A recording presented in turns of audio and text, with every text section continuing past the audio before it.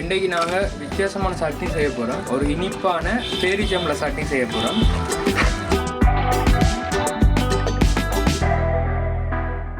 இன்றைக்கு நாங்கள் ஒரு வித்தியாசமான சட்னி செய்ய போகிறோம். ஒரு இனிப்பான பேரிச்சம்பழ சட்னி செய்ய போகிறோம். பேரிச்சம்பழ சட்னிக்கு சீட்ஸ் எல்லாத்தையும் வெளியில் எடுத்துட்டு தனியாக பேரிச்சம்பழத்தை மட்டும்தான் பாவிக்க போகிறோம்.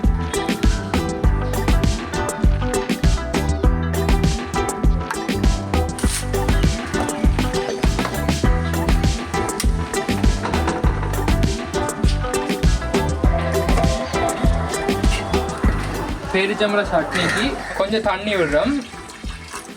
தண்ணிக்குள்ளே கொஞ்சம் உப்பும் சேர்த்து விடுறோம். இப்போ வந்து தண்ணி நல்லா கொதிச்சிட்டுது. இந்த கொதிச்சா பிறகு பேரிச்சம்பழத்தை அதோட சேர்ப்போம்.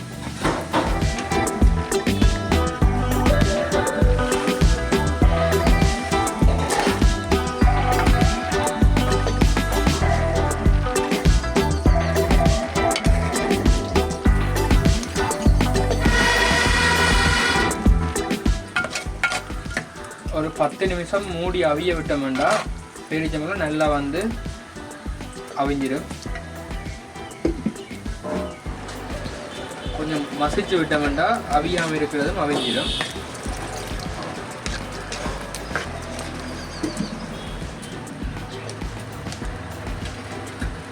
இது வந்து நல்லா அவிஞ்சிட்டுது. இப்போ இதை இறக்கி வச்சுட்டு இதுக்குள்ள வந்து தாளித்து மிக்ஸ் பண்ணணும். இது அவிஞ்சதை இறக்கி வைப்போம். இப்போ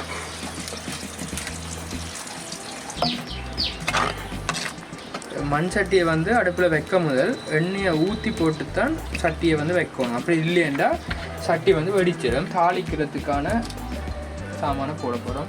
இப்போ எண்ணெய் கொதிச்சிட்டுது. இப்போ கடுகை தாளிப்போம். நல்லா வெடிக்க விடுவோம். நாங்கள் வந்து சமையலுக்கு நல்லெண்ணெய் பாவிக்கிறதால தான் நல்லெண்ணெய் வந்து எப்படி நுழைச்சி வருதுன்னு பார்த்தீங்க தானே. அடுத்தது பெருஞ்சீரகமும் சின்ன ஜீரகமும்,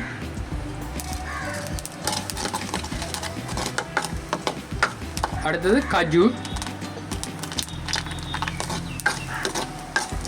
உள்ளியும் இஞ்சியும். உள்ளியும் இஞ்சியும் கஜுவும் சேர்ந்து வதங்கிக்க நல்ல ஒரு வாசம் கொண்டு வருது. சின்ன சின்ன வெட்டின செத்த மிளகாயம் போட்டு தாளிப்போம். அடுத்தது சின்னனா வெட்டின வெங்காயம்,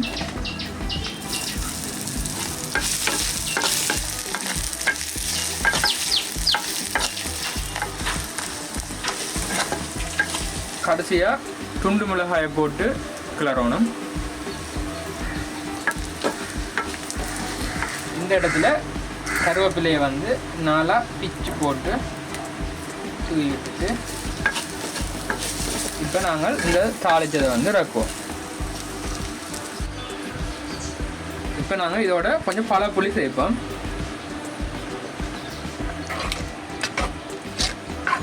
இப்போ நாங்கள் தாளித்து வச்சிருக்கிறத போடுவோம். கொஞ்சம் உப்பும் சேர்ப்போம்.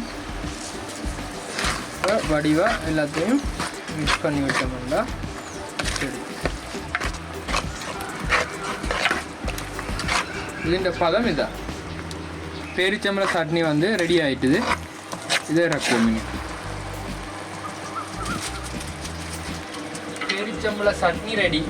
கடைசியெல்லாம் இறக்கினா பிறகு கொஞ்சம் ப்ளம் சேர்த்தோம்னா சாப்பிடக்க வந்து கடிபட நல்லா இருக்கும்.